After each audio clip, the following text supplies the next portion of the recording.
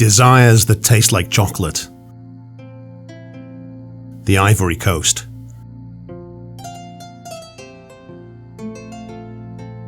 The air has the aroma of chocolate. Its smell leads across the plantations to Ahouakro. This is a small village, not far away from Yamousoukro, a city embraced by the monumental copula of the Basilica of Our Lady of Peace. This enormous construction was raised by President Félix Houphouët-Boigny.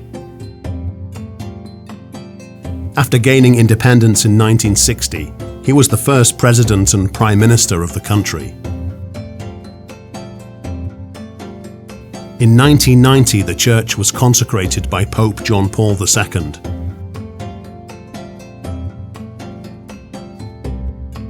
This magnificent shrine, modelled after the Basilica of Saint Peter in the Vatican, but even greater, was designed to be a symbol of peace.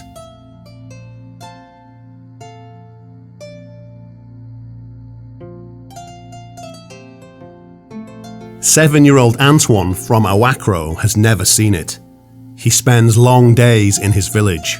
The world outside, he knows it only from books. After classes, he sits on a dirty concrete wall and does his homework. There is more light than in the school, fenced with rusty steel panels, with no windows and doors. Later on, he comes back home. On his back, he takes a yellow canister and walks almost 2 kilometers to a well to get some water, so his mum can cook dinner for the family.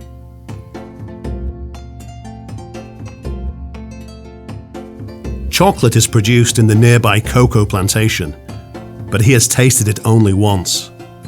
A tourist bought a small bar and divided it among the children crowded around. He remembers its sweetness very well. This is the taste of Ivorian cocoa. But the inhabitants of the villages can't afford it.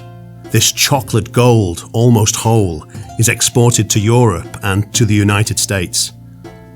Later, it comes back in the form of luxurious sweets, accessible only for a few croesuses. Professor Vincent Assay, the chief of the children's clinic in Bouaké, another big city on the Ivory Coast, can buy a lot of cocoa and imported sweets.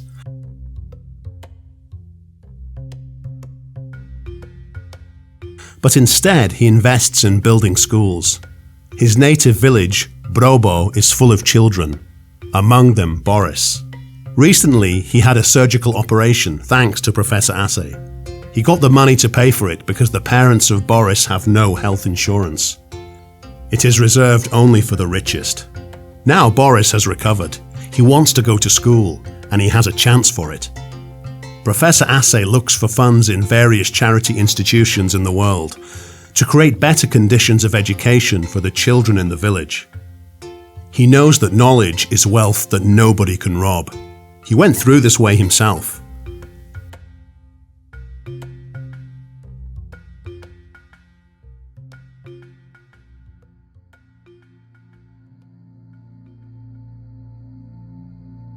The tribe of Baoulé living in that region is proud. The people don't want poverty to be their style of life in their villages. Although they live in impoverishment, they look to the future. Maybe because of the infinity of the ocean, strong waves bounce off the shore. With them the dreams come and flow away. In the reality of poverty, it is difficult to reach dreams. Poverty ties up the legs.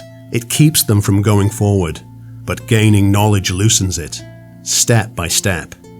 It makes running towards dreams possible.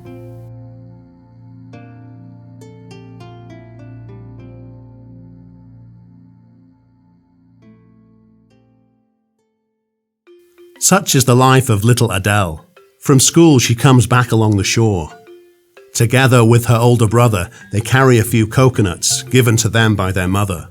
They hope to meet some tourists and sell the fruits.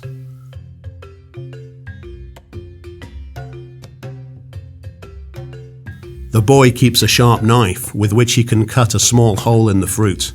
Unripe coconuts inside are full of a miraculous drink, a transparent liquid called coconut water. In the tropics, it is an excellent cooling and isotonic drink, containing a huge amount of electrolytes. People on the beach want to quench their thirst.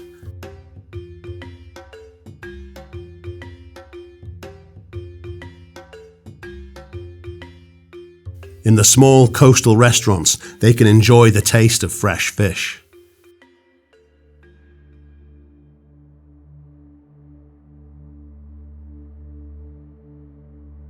Suddenly, Brahima joins in. She takes a huge basket with figurines of animals off her head, elaborately made of Amazigh wood.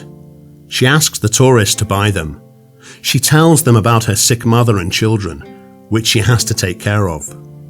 Her husband died during the riots in Abidjan in 2011, during the so-called Second Domestic World. The fighting erupted between the supporters of two presidents who were sworn in at the same time and created two centers of state authority. Since that time, Brahima has managed to live by herself. From the pocket of her baggy dress, she takes out several small raggedy dolls, for sale as well. Suddenly she reaches for a plate with leftovers of fish and chips. She eats all of it hungrily.